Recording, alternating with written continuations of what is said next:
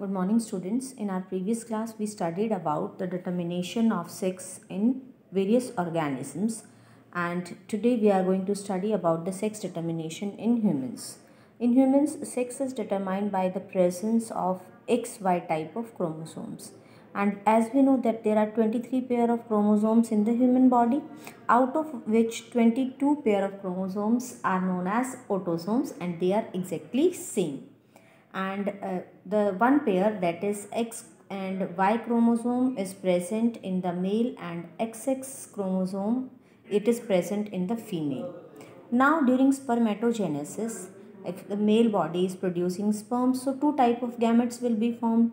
One gamete will be having X chromosome and other gamete may have Y chromosome. So now what will happen during fertilization, because as we know egg के पास तो जो eggs form हो रहे हैं, they have only one type of chromosome, that is X, क्योंकि female body में जो chromosome है that is sex chromosome XX, इसलिए all the eggs will have X chromosome.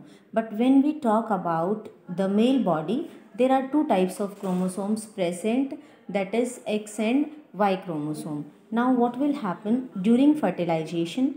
If the X chromosome which is present in the sperm fertilizes the egg which is already having X chromosome, so that will form XX, means a female will be formed. And suppose the sperm which is having Y chromosome, if it fertilizes the egg with X chromosome, तो वहाँ पर क्या बन जाएगी? Female body. I think it is clear to you. See, ये जो है egg है, all the eggs have X chromosome, whereas if we talk about the sperms, then they may have X chromosome and they may have Y chromosome.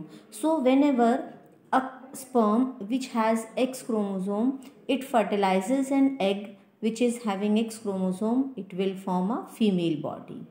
लेकिन if a chromosome which have Y chromosome fertilizes an egg, it will form XY, that is present in the body of male. So this is the XY sex determination in human beings. Now there are equal probabilities of fertilisation, क्योंकि जो egg है उसके पास तो x x ही है और x chromosome है, लेकिन जो स्पर्म है दे मे हैव एक्स और they may have Y. So probability of fertilization is equal, and अगर एक्स एक्स मिलता है then it is female, and if there is fusion of x and y then the male is formed.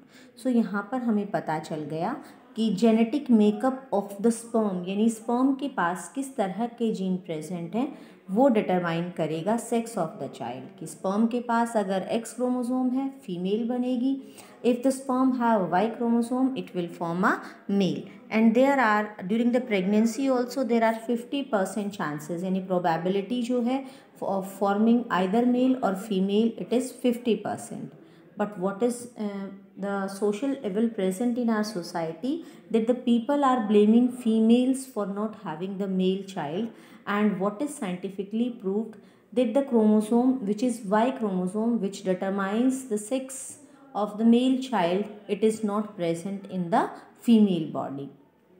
सो ये जो हमारी सोच है कि females are responsible for the birth of the male child, ये एक फॉल्स नोशन है. So sex determination mechanism birds में हमने पढ़ा है.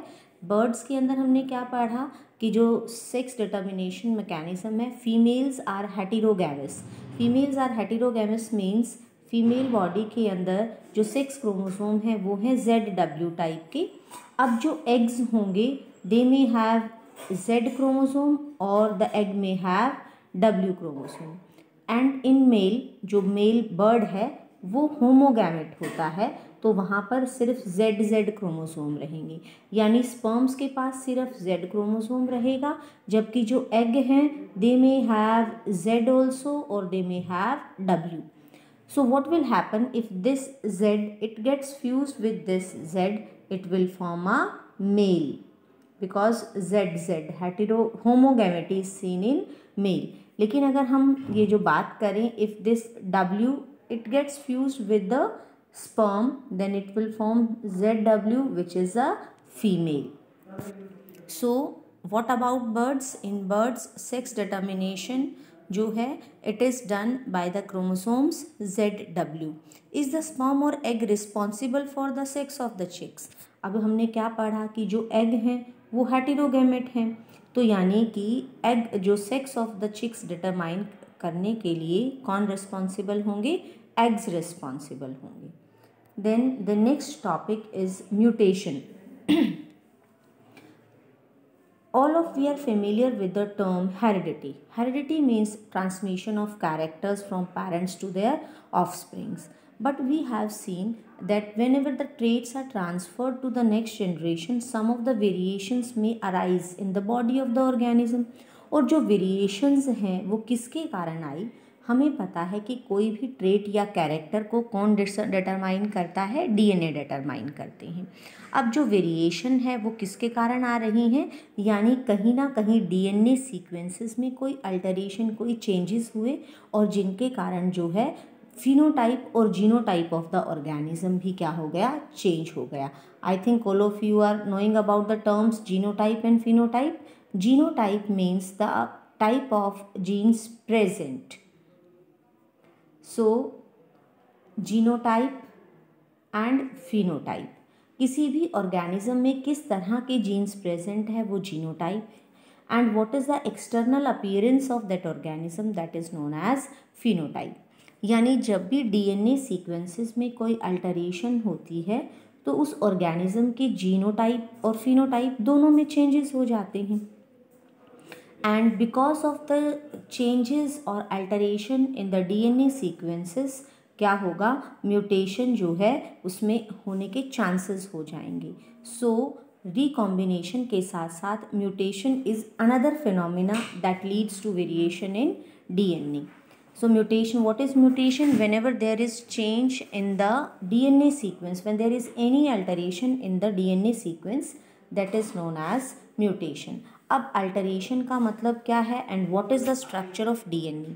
अगर हम डीएनए के स्ट्रक्चर की बात करते हैं, डीएनए जो है it is a double helical structure which is spirally coiled. ये इसके जो 2 हेलिक्स या 2 स्ट्रैंड्स हैं और ये एक दूसरे पर क्या हैं, कॉइल्ड हैं। इनके जो डीएनए हेलिक्स के जो स्ट्रैंड्स हैं वो एक दूसरे के एंटी पैरेलली रन कर रहे हैं। One is moving in this direction and other is moving in another direction. So these are the 2 strands, DNA helical structure है, and it runs from one end to other in each chromatid. So this what is a chromatid, this is a chromosome,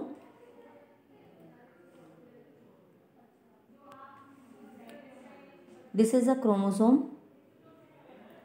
and these are the 2 arms which are known as chromatid। और जो chromatid के अंदर जो DNA है वो पूरे इसके अंदर आर्म टू आर्म क्या होता है, स्प्रेड होता है। So this is written here that chromosome जो सॉरी डीएनए जो है वो कॉन्टिन्यूसली रन करेगा हर एक क्रोमेटिड के अंदर, क्वाइल्ड फॉर्म में है, हेलिकल स्ट्रक्चर में, and whenever there is any loss और gain in the segment of that DNA, जो डीएनए प्रेजेंट है अगर उसमें कोई चीज़ ऐड हो जाती है that is known as insertion.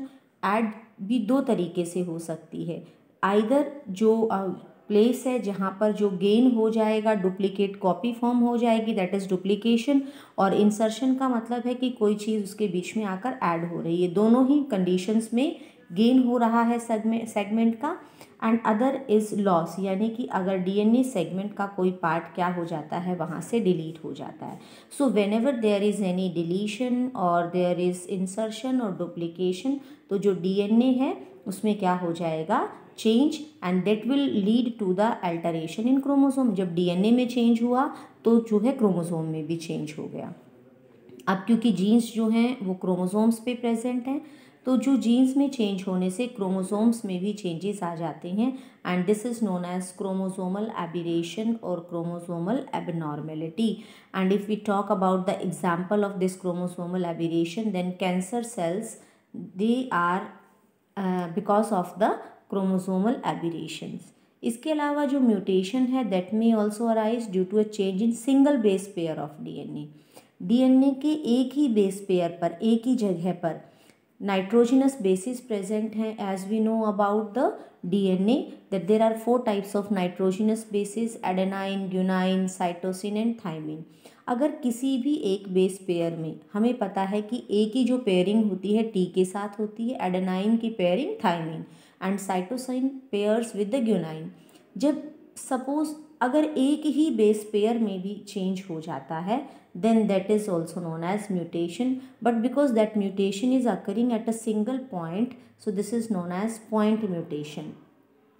And because of this point mutation, one example is given, एक disease है which is known as sickle cell anemia, जहाँ पर जो RBCs है उनका शेप सिकल जैसा हो जाता है, so this is because of the point mutation.